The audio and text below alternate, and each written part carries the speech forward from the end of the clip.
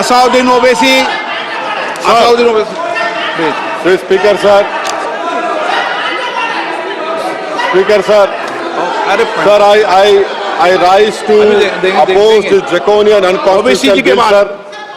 ओवैसी के बाद, सर मुझे सिर्फ 2 मिनट दीजिए सर. ओवैसी के बाद, ओवैसी के बाद। Sir, this bill violates the right to democratic self-government, which is part of Article 14(19).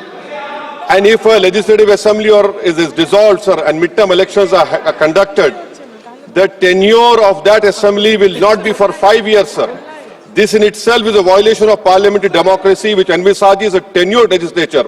Sir, constitutional scheme makes it clear that once elections are conducted, the House should have a right to function for next 5 years. This is violation of basic structure. That such a provision is being done for administrative convenience, not for constitutional purpose. Sir, the principle of federalism means that states are not mere appendages of the center. States are not dependent on the union for the existence. This is the violation of federalism, sir. Sir, in conclusion, Parliament is not competent to make any law that violates fundamental rights or the basis of the Constitution, sir. This bill indirectly introduced a presidential style of democracy. This bill is based on maximizing political gain and convenience. This bill will finish off regional parties. This bill is only brought in to massage the ego of the supreme leader. Thank you, sir. I oppose this bill. K. Radhakrishnan,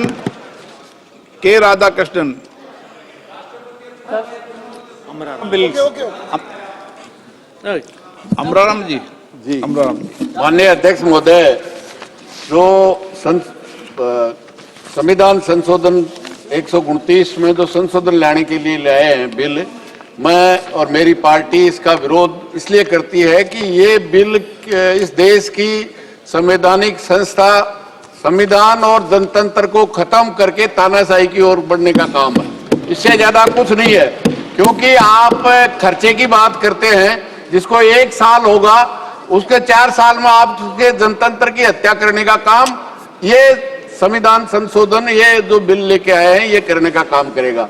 आइंदा भी निश्चित रूप से आप बताइए, local body जो पंचायत और नगर पालिकाएं state government का है, उसको भी आप लेना चाहते हैं।